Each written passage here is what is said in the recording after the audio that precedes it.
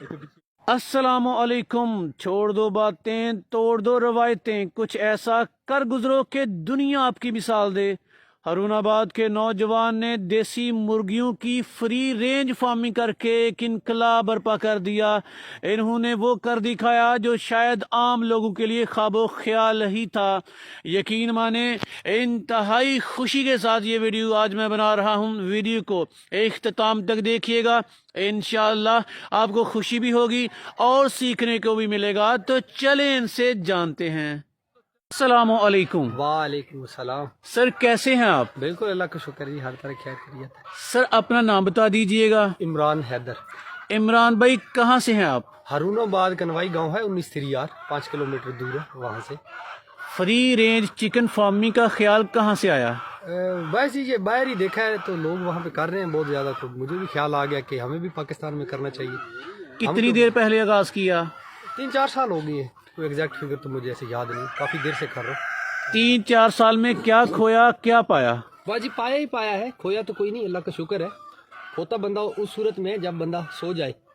इसमें आप एक्टिव रहें तो आप नहीं खोते।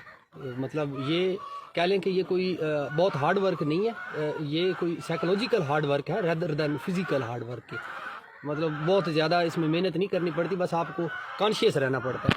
कितने चिक्स के साथ आगाज किया?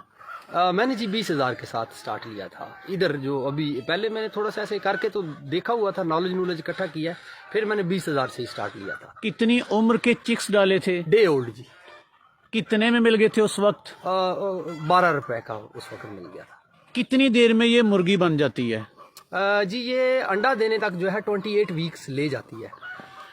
अगर पूछूं इस दौरान एक मुर्गी पे कितना खर्चा आ जाता है तो क्या कहेंगे?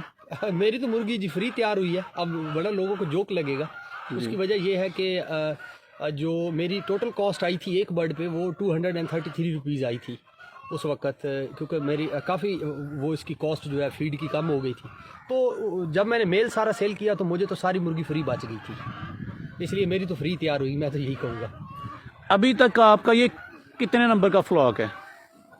ये मेरा ख्याल है कि दूसरा फ्लॉक है जो कि अभी इस साल के एंड पे रिटायर हो रहा है। अच्छा, इस कारोबार को बड़ा रिस्की समझा जाता है। कहते हैं कि जब कोई वायरल डिजीज आए तो मुर्गियां एक ही रात में सारी की सारी सो जाती हैं। फ्री रेंज में कम होता है क्योंकि इसका इम्यून सिस्टम बड़ा स्ट्रांग होता है, इसमें बहुत चांसेस कम होते हैं बीमारी के। अगर आ भी जाए तो जल्द कंट्रोल हो जाती है। जो रवायती फार्मर है रोजाना की बेस पर इनकी खुराक का एक शेड्यूल फॉलो करते हैं, इतने ग्राम इतने ग्राम इतने ग्राम।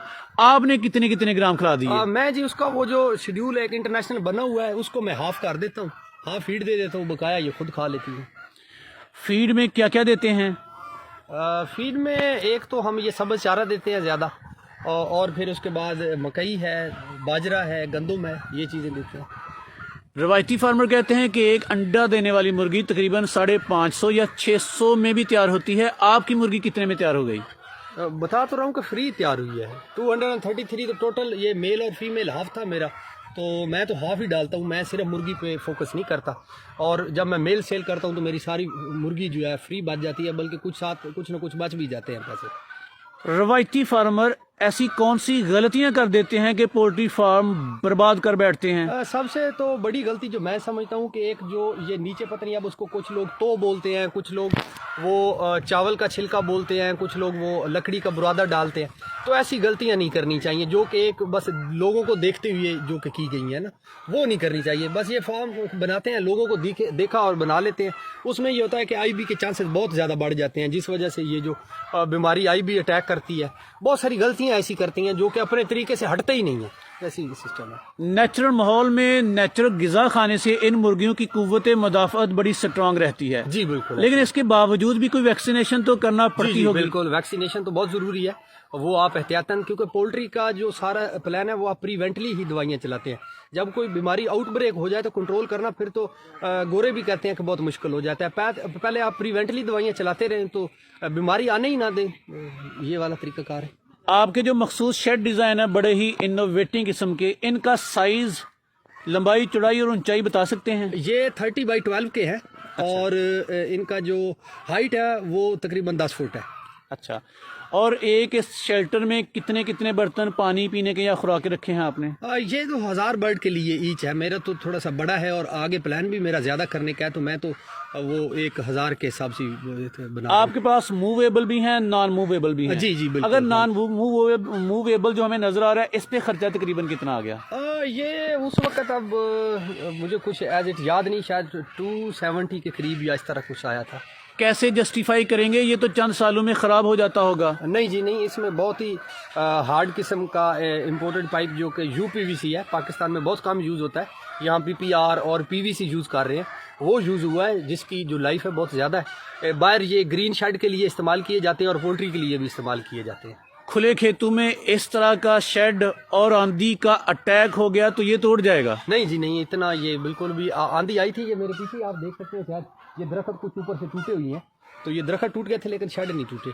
यानी कि आप इस पे मुकम्मल इत्मीनान का इज़हार करते हैं कि ये मजबूत सॉलिड किस्म जी का है? जी बिल्कुल, मैं मुकम्मल, अब तो जो मैं बना रहा हूँ अब तो वो बहुत ही मजबूत है। तो क्या इस शेड को हफ्जाने सेहत के असूलों के मुताबिक पाते हैं आप? जी जी बिल्कुल बिल्कुल, क्योंकि जो यहाँ एक वो जैसे पहले आपने भी एक क्वेश्चन किया था कि यहाँ गलती क्या करते हैं कि लोग यहाँ ब्रिक बेस जो शेड बनाते हैं, ईंटों वाले शेड, और उसके बाद ये जो कंक्रीट वाले शेड होते हैं और वो नीचे भी जगह उसकी वो ऐसे फर्श सा लगा देते हैं, तो ये पोल्ट्री में रिकमेंडेड नहीं करते जो एक्सपर्ट होते हैं बैर के। इसमें जो इसकी ये रानी खेत जिसे एंडी बोला जाता है या IB है, इसके वायरस बहुत ज़्यादा जो है वो चलता है, कह लें कि उसकी लाइफ जो है 3-3 साल तक तो वो उसमें वो ग्रो करता रहता है। तो इस वजह से फिर दोबारा अगर छोटा आप दोबारा चिक लेके आएंगे तो वो उस पर फौरी अटैक करता है। एक बर्ड के लिए मखसूस जगह का साइज बताया जाता है, लेकिन आपने 12 एकड़ मखसूस कर दिए, क्या कहेंगे? जितनी जगह आप ज्यादा देंगे उतनी आपकी फीड की कॉस्ट कम हो जाएगी। अच्छा हाँ जी। अच्छा, इनको शेड के अंदर कितनी देर रखते हैं और बाहर इनका जो खुले खेतों में इनकी चराई का कह लें ग्रेजिंग, वो कितनी देर होती है? ये जब छोटा चूजा होता है 45 दिन तो इसे पक्का शेड में ही रखा जाता है, जिसे ब्रूडिंग टाइम कहा जाता है। उसके बाद ये सुबह खोल दिए जाते हैं और शाम को खुद ही ये शेडों में चले जाते हैं। सर मीट के पर्पज से कर रहे हैं या एग के पर्पज से? दोनों पर्पज से। प्रॉफिटेबल किसे कहेंगे? एग। एग? हाँ जी। अच्छा, एग की डिमांड के बारे में बाद लोग उंगलियां उठाते हैं कि बाज ये ट्रेंड नहीं इलाकों में, आप क्या कहेंगे? नहीं जी नहीं, मेरा तो इधर पूरा ही हो रहा, लोग जो है बल्कि नाराज ही होके जाते हैं कि आप हमें दे नहीं रहे, क्योंकि उनके सामने एक प्योर है और एक जो था कि देसी एग जो है लोगों को मिल ही नहीं रहा था, और अगर कोई कार्डन करके देते हैं तो वो भी बहुत ज़्यादा गलत था कि वो उसकी वो यॉक जो लोगों ने एक वो कंसेप्ट बनाया हुआ है कि इसकी यॉक जो है वो ऑरेंज होनी चाहिए, येलोइश होनी चाहिए, तो वो उस सूरत में ही हो सकती है कि जब आपका बर्ड बाहर खुला फिरेगा तो। अच्छा, अंडों की कीमतें और सेल करने का लाहेअमल आपने क्या अख्तियार किया हुआ है? मैं मार्केट से ज़रा कम ही सेल करता हूँ और ₹2 मैं मार्केट से कम ही रखता हूँ।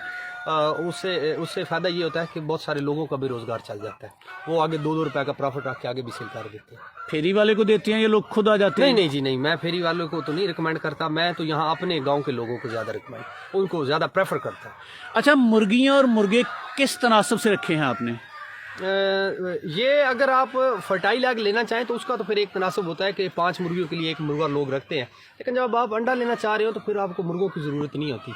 मुर्गी जो है जब वो अडल्ट हो जाती है तो उसके बाद वो खुद ही वो अंडे तो वो ज़रूरी ले करती है। खुराक की थोड़ी सी वजाहत कर दीजिएगा, खुराक में क्या क्या देते हैं और कब कब देते हैं? 2 टाइम हम इन्हें फीड करते हैं जी, जो कि मोस्टली हम सुबह अपनी एक फीड बनाई होती है, जिसमें ये मेरा इधर छोटा सा एक क्रशर भी लगा हुआ है, उसमें हम क्रश करके रख लेते हैं। मकई होती है, गंदम होती है, बाजरा और ऐसी चीज़ें जो मिक्स करके, और वो सुबह टाइम दे देते हैं। फिर दोपहर टाइम हम इन्हें ज़्यादातर चारा ही देते हैं सब्ज़, और फिर शाम को हम थोड़ा सा इन्हें फीड करवा देते हैं। चले, फिर भी अगर पैसों में, अगर रुपए की मुखालफत करें, पैसों में तो खर्चा आता होगा ना एक मुर्गी पे? जो वो मैंने एक ही लाहेअमल बनाया हुआ कि मैं ₹1 डे का जो एक मुर्गी पे खर्च करता हूँ। रोजाना का एक मुर्गी पे ₹1? ₹1 जी, मैंने ये वाली जबरदस्त। सर, चाहे बहुत वसी है आपका माशाल्लाह शेड, लेकिन सफाई सुथराई का इंतजाम तो करती होंगे? जी, कोई कह लें कि इतनी ज़रूरत तो पड़ती नहीं है, कोई 1-2 माह बाद कोई डेली वेजेस वाले बंदे ला के तो साफ़ कर दिए जाते हैं शेड। और दूसरे जो मूवेबल है वो तो साफ़ करने ही नहीं पड़ते, उनका सिस्टम ही ऐसा बना हुआ है कि उनकी सारी शीट वगैरह नीचे गिर जाती है। आपने खुद कामयाबी हासिल कर ली, क्या लोगों कोई भी मुआवनत करेंगे, लोगों को गाइड करेंगे? जी बिल्कुल, मैं अब जो मेरे आगे बन रहे हैं फ्रेंचाइजीज जो आगे मैं बना रहा हूँ, लोग बड़े उसमें इंटरेस्टेड हैं और बड़े शौक से बना रहे हैं और बड़ा फ़ायदा उठा रहे हैं, उसमें मैं बना भी रहा हूँ, तो 10-15 के करीब मैंने शायद बना भी ली हुई है। दुनिया भर से आपके भाई दोस्त लोग आपको देख रहे हैं, पोल्ट्री जो रेंज फ्री आपने कहा, आपने बिल्कुल एक जेन्युइन तरीके से नेचुरल माहौल में इनकी परवरिश की, इनको पाला, क्या मैसेज देना पसंद करेंगे? मैसेज तो यही कह सकते हैं कि वो करें, फ्री रेंज की तरफ आएँ, रवायती तरीकों को छोड़ें, सारे पुराने तरीके मॉडर्न फार्मिंग की तरफ आएँ, जो कि हम नहीं कर रहे। आपने बताया कि ये आपको प्रॉफिट में ही अब ये मुर्गियां बची हुई हैं। अब तक टोटल कितनी मुर्गियां आप सेल कर चुके हैं और कितने में? ये मेरे पास कोई जैसे मैंने बताया कि ये 50% होता है मेल।